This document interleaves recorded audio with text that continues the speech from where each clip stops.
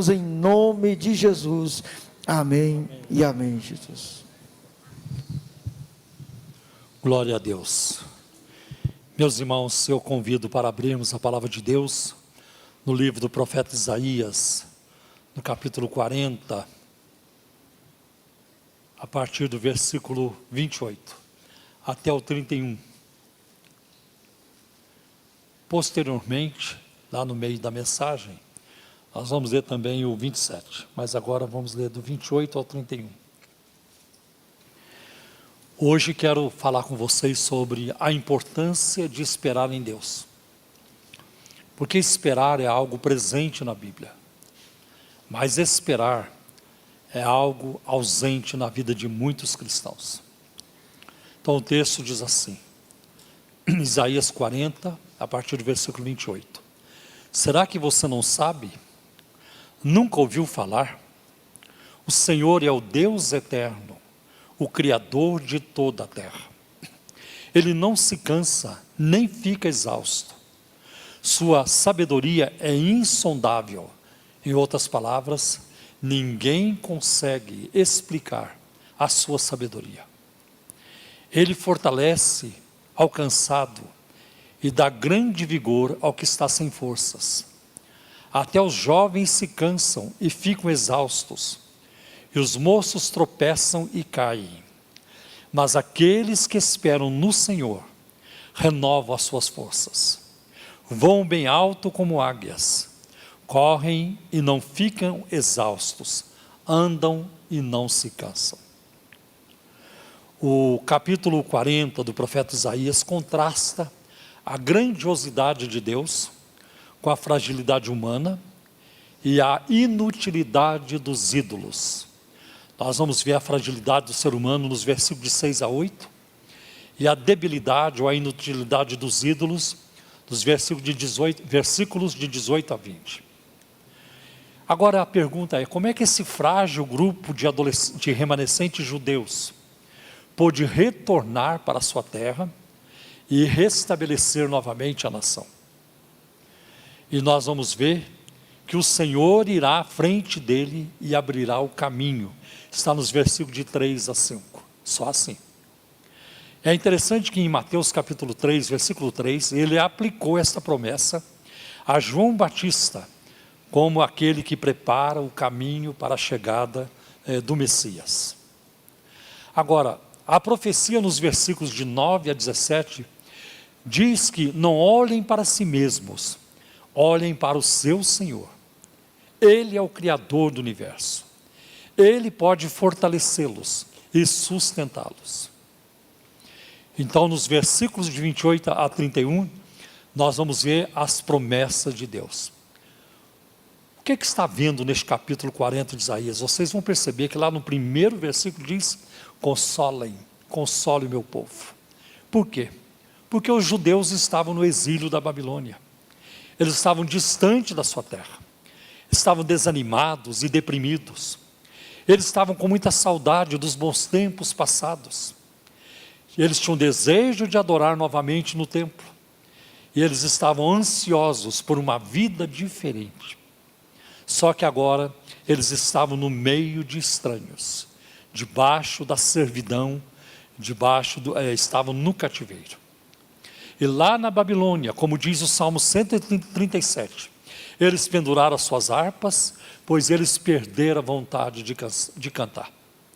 Eles estavam cheios de medo e não sabiam como voltariam para casa, até porque os babilônios, assírios, eles eram extremamente cruéis. Aí isso mostra a fornalha ardente, a cova dos leões, isso mostra o grau de crueldade que regia a sociedade dos babilônios. Então eles estavam com medo, né? E não sabiam quando voltariam para casa. E as horas passavam muito devagar. Cada dia parecia um século para eles. E eles não conseguiam encontrar alegria, nem mesmo entre os seus conterrâneos. Eles sabiam que tinham pecado. Caso contrário, não estariam ali numa terra pagã. Eles haviam se rebelado contra as leis de Deus e agora a ira de Deus caiu sobre eles. Durante o dia eles choravam e à noite eles tinham pesadelos. Pode alguém viver desse jeito? E eles estavam colhendo aquilo que eles tinham semeado. Eles foram alertados, mas eles não quiseram obedecer. E lá no fim do livro de 2 Crônicas, o autor, ele esclarece perfeitamente, né? Deus apelou, Deus enviou mensageiros, profetas. Eles não quiseram ouvir, até que nenhum remédio houve. Eu creio que existe remédio para qualquer situação nossa aqui hoje. Eu creio que existe. Mas para aquele povo que decidiu rebelar-se contra Deus, chegou um momento que não houve mais solução a não ser quebrar a cerviz de uma vez. Quebrar aquele povo de uma vez, e foi o que o Deus fez. Então Isaías introduz uma nota de conforto, de alegria, no meio da música triste que eles cantavam.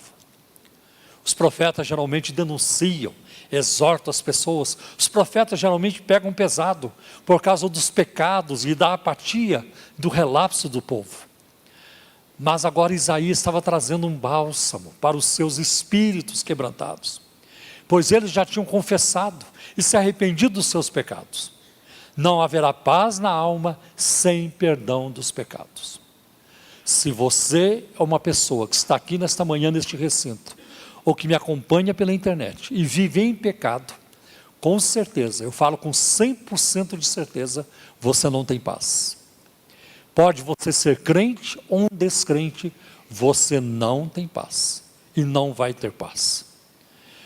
Os versículos 1 e 2 falam do consolo produzido pelo perdão.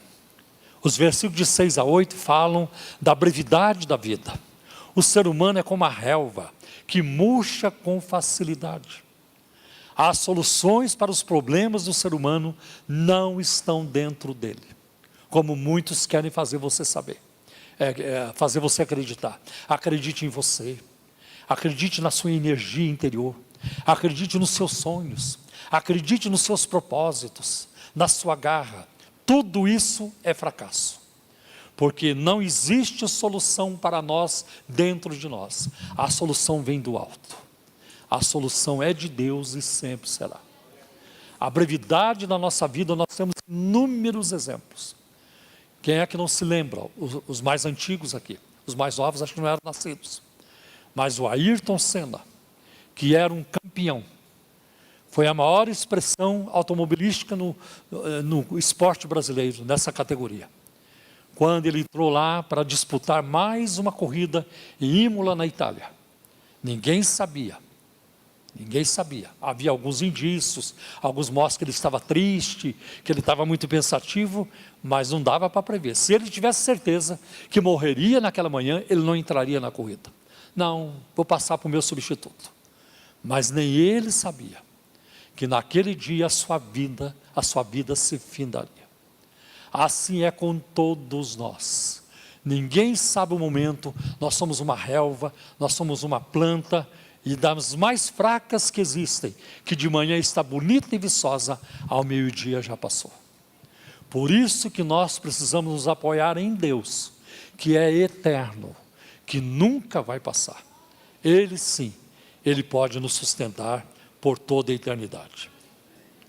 Então nós devemos olhar para cima, para aquele cujo poder e amor nunca falham, nunca falham. E há uma mudança e decadência em tudo que nós vemos ao nosso redor.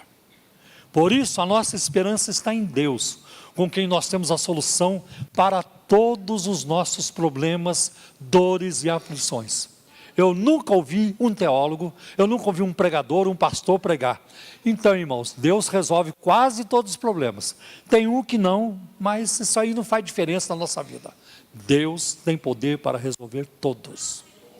E pode ter certeza que na ressurreição da carne, que está reservada para nós que morremos em Cristo, Ele vai resolver tudo. E que no juízo, aleluia, Ele vai resolver tudo. E que no juízo final, Ele vai consertar todas as injustiças. Tudo aquilo que hoje você pergunta, por quê? Eu não entendo isso. Por que acontece aquilo? Por que ele pode fazer aquilo? Por que nós estamos sofrendo isso e aquilo? Por que nós temos que passar por isso? No juízo final, a resposta estará muito clara, não somente para nós, mas para o mundo todo, de todas as gerações. Ninguém vai escapar. Não há filósofo, não há esperto, não há político, não há dinheiro que possa mexer no juízo final, quando ele se assentar no seu trono branco para julgar todos, de todas as eras, e nós estaremos com ele lá, não para sermos julgados, mas para participar também, quem sabe, como jurados, porque o Paulo diz em Coríntios que nós havemos de julgar os anjos. E ali, claro, não se trata dos anjos bons, mas dos anjos maus. Nós estaremos lá para julgar com o Senhor. Que maravilha! Essa é a promessa da palavra de Deus para nós. Então Ele promete nos livrar de todas as aflições, como está no Salmo 34, versículo 19. Muitas são as aflições dos justos, mas o Senhor de todas o livra. Muitos passam o dia correndo de um lado para o outro, em busca de soluções para os seus males. Nós temos que aprender a esperar em Deus, porque esperar não é fácil. Deus disse para Abraão, o pai da fé. Quem é que se compara aqui a Abraão? Acho que ninguém de nós vai fazer isso, né? Aquele homem, daquele calibre, daquele naipe, com aquela experiência, com aquela vivência com Deus. E Deus disse para Abraão, você vai ser pai de uma grande nação. Eu vou te dar um filho. Mas como? Um filho com Sara? Ela era estéril. E Abraão não soube esperar. E para atender o pedido da sua esposa, a insistência de Sara, então ele teve sexo com a Agar, e dali nasceu Ismael, pai dos árabes, e a encrenca está estabelecida. Era só esperar mais um pouco, mas ele não soube. O povo de Israel teve que esperar mais de 400 anos no Egito, para que Deus enviasse o legislador, a fim de tirá-lo do Egito. Por que o povo de Israel esperou? Porque eles eram escravos. Se eles não fossem escravos, eles iam fugir de lá. Não vamos esperar não, todo esse tempo não. Mas Deus fez esperar. E quando chegou o momento da partida, foi uma partida triunfante, foi uma partida gloriosa. A igreja de Cristo espera a sua volta por mais de 2000 anos. Não sei por quanto tempo vamos esperar, mas Ele virá. E quando Ele vier, nós não temos ideia de como será a glória da sua presença, a maravilha, a delícia da sua presença, o que nós vamos viver e experimentar. Isaías conclui o capítulo, admoestando o povo a esperar no Senhor. Eles estavam tão arrasados com o cativeiro, que pensavam que o Senhor os tinha abandonado. E agora quero ler o versículo 27, preste atenção neste versículo. Por que você reclama, Jacó? E por que se queixa, ó Israel? O Senhor não se interessa pela minha situação. O meu Deus não considera a minha causa. É isso que a nação vivia dizendo. Os judeus viviam dizendo, o Senhor se esqueceu de mim. O Senhor não se interessa mais por mim. O Senhor não considera mais a minha situação, a minha causa.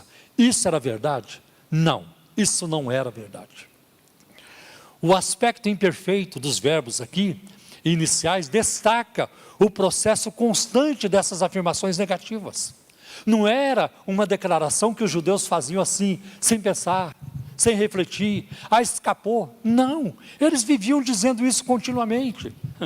Porque aqui o profeta está dizendo o seguinte para eles, não é assim que está na nossa Bíblia, mas é assim que está no hebraico. Por que você continua dizendo isso? Por que você não para de falar isso? Que Deus me abandonou, que Deus não se importa comigo, que Deus não quer mais nada com isso. Isaías pergunta para eles, por que vocês não param de falar isso? E ele ainda coloca o nome Jacó. Ó Jacó, chamou aquele povo cativo ali de Jacó, de Israel, porque o profeta quer lhes lembrar de uma aliança que Deus tinha feito com aquele povo. E a referência não é a qualquer povo, é o povo da promessa, é o povo do concerto, é o povo chamado desde a Ur dos caldeus, através de Abraão. Está lá em Gênesis capítulo 12, em ti serão benditas todas as nações da terra. Foi por causa do cativeiro que Nabucodonosor, ele conheceu o poder de Deus. Foi por causa do cativeiro que nós temos os milagres no livro de Daniel. O fogo não queimou os seus amigos, os leões não o devoraram. Ele escreveu o seu livro e foi uma bênção. E a história continua, porque quem conduz a história, quem manda na história é o Senhor nosso Deus, Rei dos reis e Senhor dos senhores. É somente Ele. Glória a Deus. Glória a Deus, aleluia. Que bênção. Aliás, nós encontramos em Isaías 49, versículo de 14 a 16. Pode uma mãe esquecer-se tanto do filho que cria, do filho de seu ventre, ainda que ela se esquecesse, eu não me esquecerei de você. É uma palavra para a nação de Israel. Eis que na palma das minhas mãos te tenho gravado. Que palavra fantástica. Então Isaías nos lembra de Deus, de que Deus está no controle e tem todo o poder. Hoje nós ouvimos vozes apóstatas, pastores caídos, que caíram da fé, caíram da doutrina. Irmãos, eu já vi crente cair por adultério e que levantou. Eu já vi crente cair em outros pecados e se levantou. Mas eu nunca vi um crente que caiu por doutrina, que abraçou uma heresia e que ele tivesse levantado novamente. Eles vão de mal a pior. E aqui tem vozes, aqui em São Paulo, que vivem continuamente dizendo, Deus não está em controle, Deus não tem todo o poder. Quem é o ser humano para criticar a Deus? Seja Deus verdadeiro e todo homem mentiroso. Essa é a palavra do Senhor. O termo esperar no hebraico nos encoraja a esperar com expectativa. E aqui quero deixar uma frase para vocês. Deus fará algo sobre a sua situação. Deus vai fazer algo sobre a situação. E essa é a palavra central da minha mensagem aqui hoje para vocês. Essa é a palavra central. Eu vou falar mais coisas, mas essa é a palavra central. Deus fará alguma coisa pela situação. Ele vai fazer. Glória a Deus. Muitas vezes queremos que Deus obedeça a nossa agenda. Senhor, eu estou com pressa, tem que ser agora. Mas Deus tem a sua agenda própria. Marta e Maria mandaram mensageiros para Jesus. Lázaro está doente, Lázaro está doente. Avisa, já avisaram, avisa de novo. Avisa 10 vezes, avisa 20 vezes. Avisa. E avisaram. E a agenda delas era Jesus em Betânia. Jesus em Betânia, Jesus em Betânia. Mas na agenda de Jesus é só depois. É só depois. Porque o milagre será maior. Eu não vou lá para curar uma dor de cabeça. Eu vou lá para ressuscitar um homem 4 dias depois de morto, para que o Senhor, a glória de Deus, se manifeste na vida dele. Então nós vamos ver que se nós aprendermos a esperar em Deus, Ele nos recompensará com as promessas que aparecem no texto de 28 a 31. E nós vemos aqui que uma promessa que Deus faz é que Ele renovará nossas forças.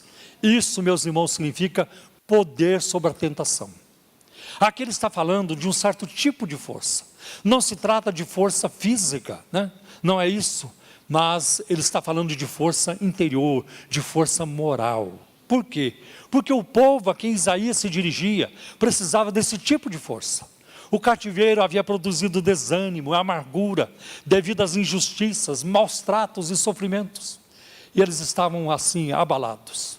Então eles não precisavam de força física, porque a força física a gente recupera deitando num canto, numa cama, no sofá. Fica lá algumas horas e você se fortalece fisicamente.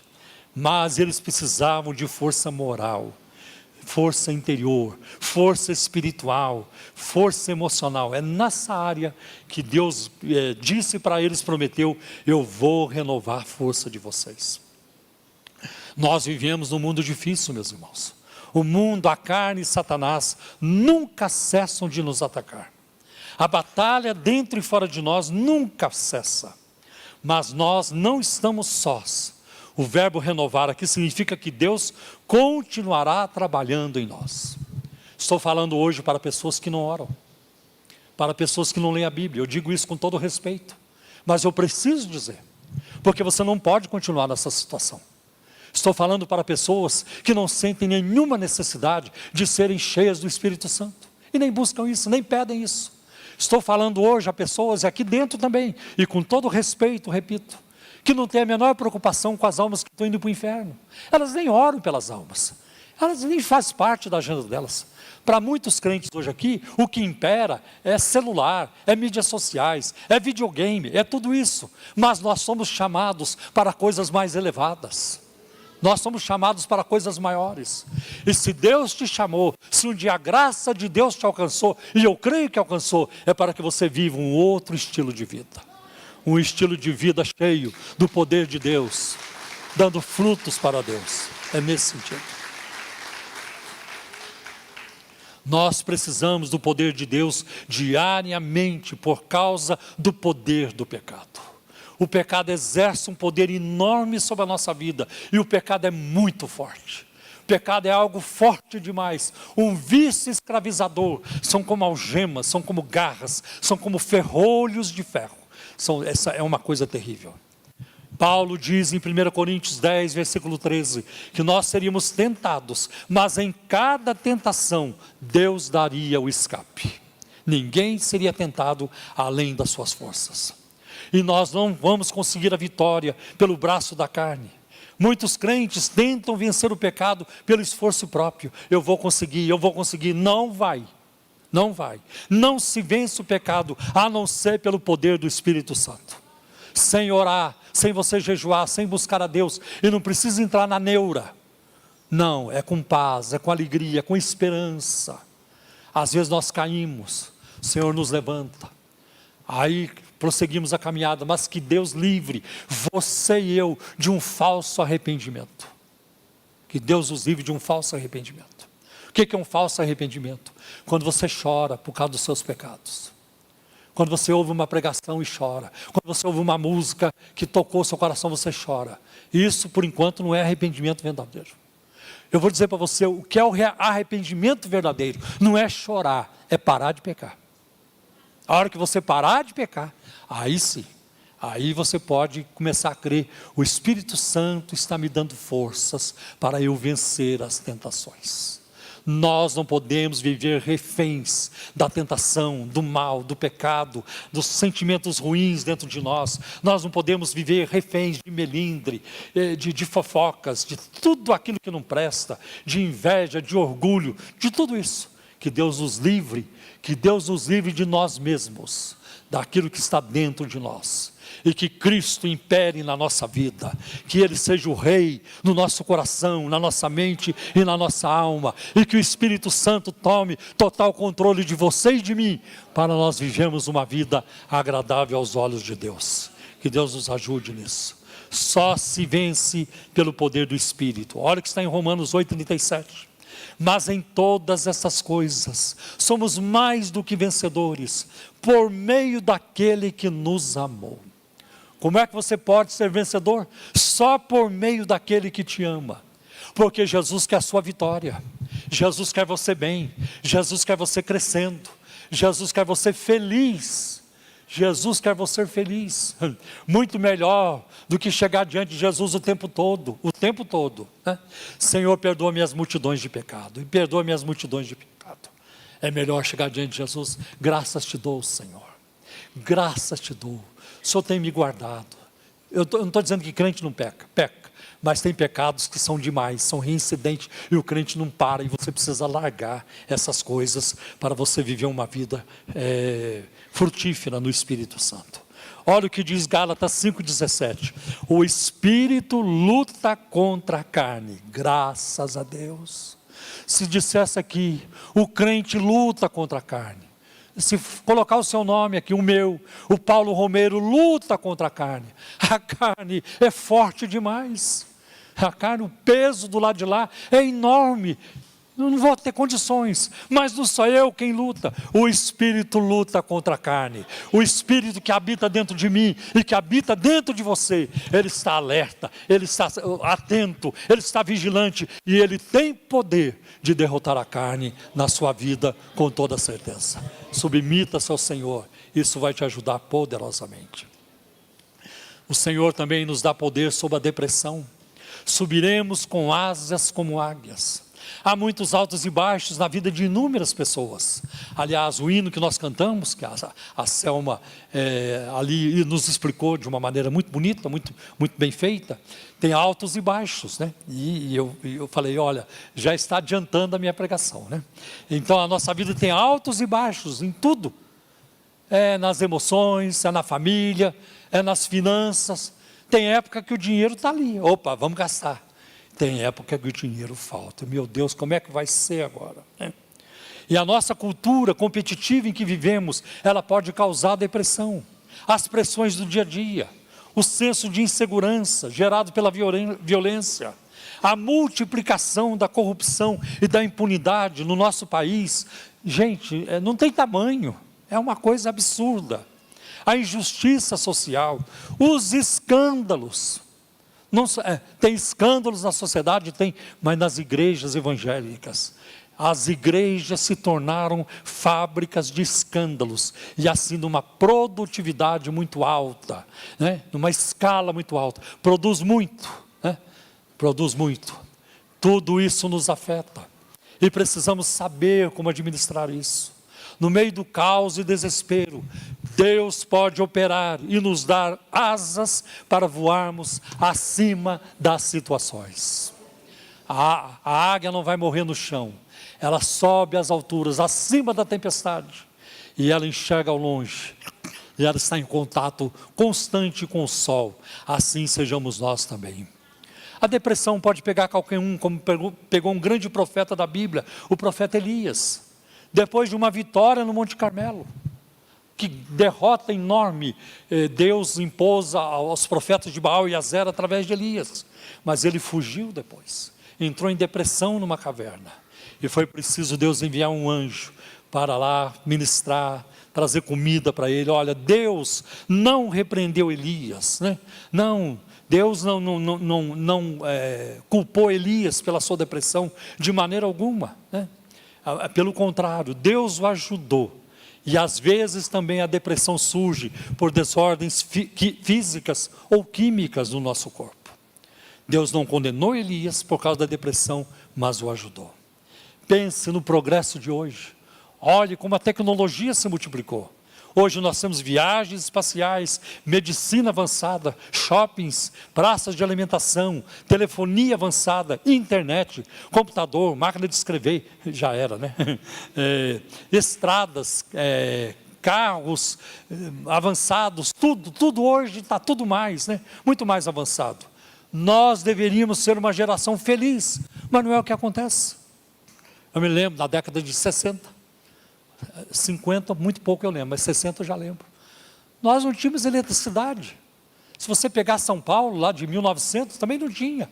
As mulheres aqui de São Paulo iam lavar roupa no rio. Não tinha nada, não tinha água encanada, não tinha água dentro de casa. Até gente que tinha dinheiro não tinha isso. Não tinha a infraestrutura que nós temos hoje. E eu cresci assim. Não tinha eletricidade, não tinha geladeira, não tinha fogão a gás. Era fogão a lenha. E para conservar a carne, dentro da banha, do toicinho, né? E assim por diante. Então nós não tínhamos, mas nós éramos felizes.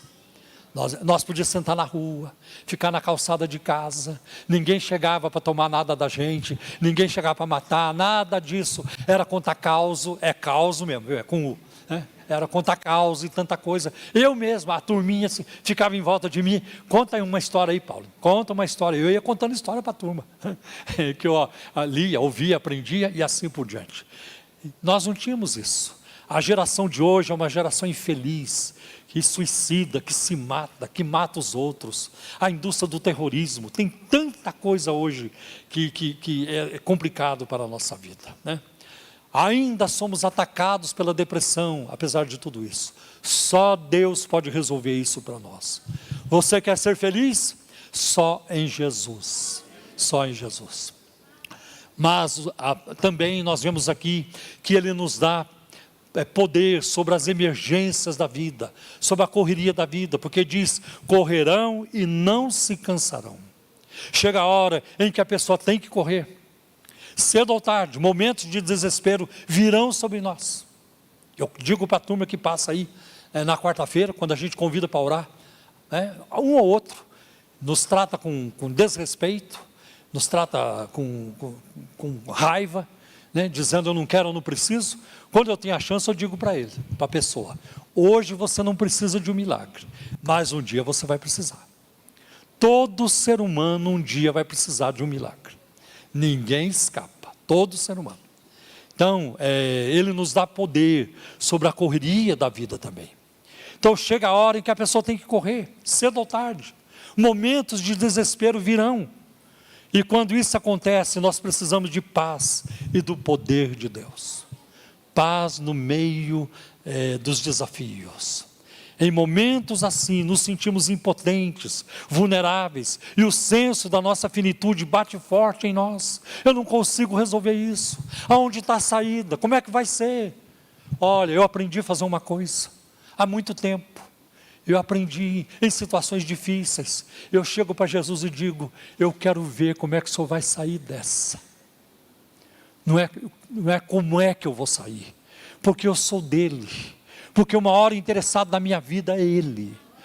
Deus está mais interessado na minha vida do que eu mesmo estou nela. E então eu digo para Jesus: eu quero ver como é que o Senhor vai sair dessa. E Deus sabe sair, e sai de forma maravilhosa. Quando Deus chega, é o momento de agir, é agora que eu vou fazer. Fique, só observa e só glorifica, porque a bênção sempre será grande. Glória a Deus. Em momentos assim nós nos sentimos assim. Então nós precisamos de ajuda do alto, de ajuda de cima. E Ele prometeu estar conosco no vale da sombra da morte. Deus transforma a sexta-feira da paixão no domingo da ressurreição. Que caos na sexta-feira, que caos no domingo, que glória, que caos no sábado, mas que glória no domingo. A pedra removida, Cristo vivo, redivivo, aparecendo para os discípulos, assunto aos céus, assentado à direita do Pai, e reina, e por isso reina eternamente. Glória a Deus. Esse é o nosso Jesus.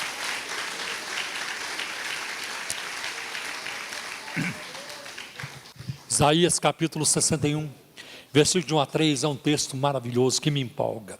Diz assim: o Espírito do Senhor está sobre mim, porque o Senhor ungiu-me para levar boas notícias aos pobres, enviou-me para cuidar dos que estão com o coração quebrantado, anunciar liberdade aos cativos e libertação das trevas aos prisioneiros, para proclamar o ano da bondade do Senhor e o dia da vingança do nosso Deus, para consolar todos que andam tristes, a dar a todos que choram em Sião uma bela coroa em vez de cinzas, o óleo de alegria em vez de pranto, e um manto de louvor em vez de espírito deprimido. Eles serão chamados escravos de justiça, plantio ou plantação do Senhor, para a manifestação da sua glória. Deus transforma cinzas numa bela coroa.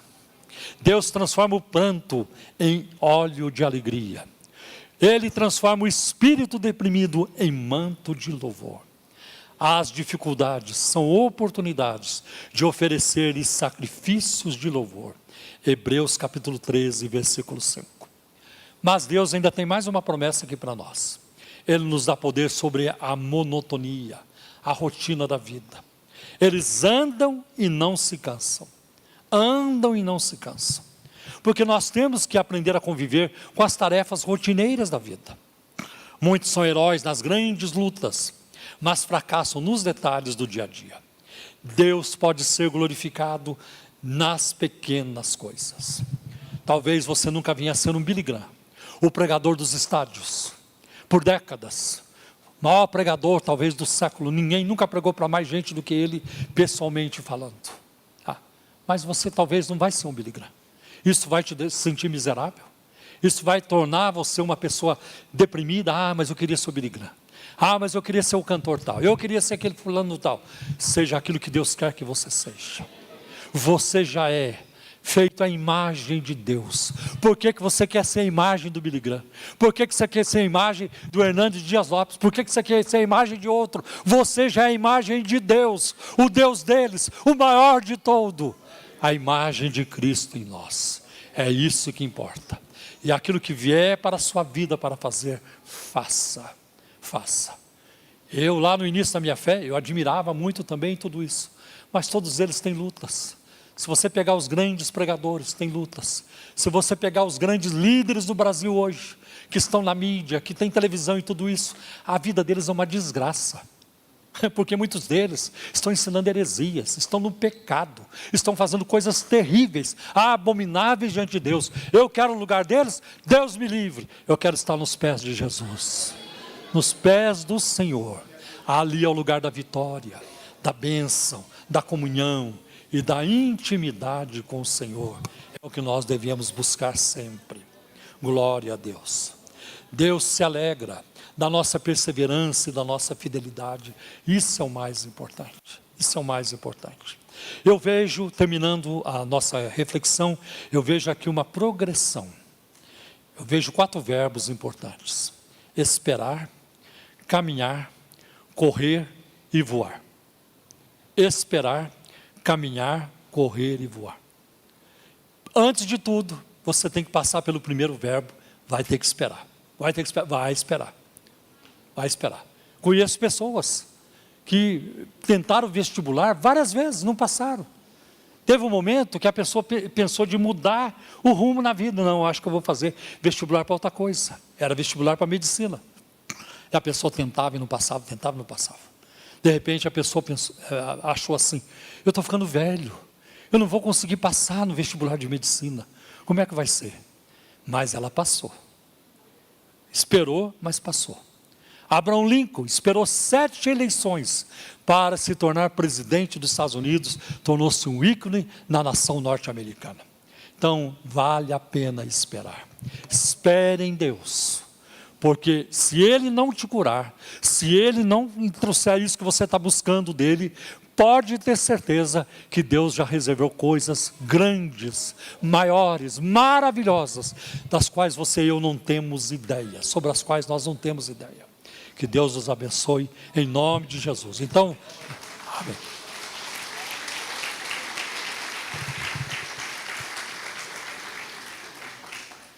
Então, se você não consegue voar, comece andando.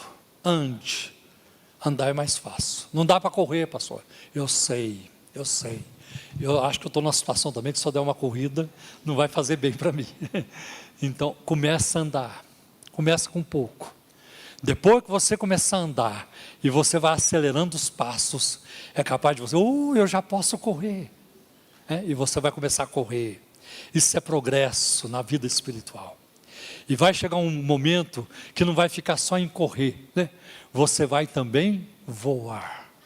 Aliás, você sabe que a turma que salta das asa delta e outros similares aí, que eles então colocam, fazem todos ali a amarração, tudo que tem que fazer, e apertam todos os nós e as fivelas e tudo, mas eles têm que dar uma corrida.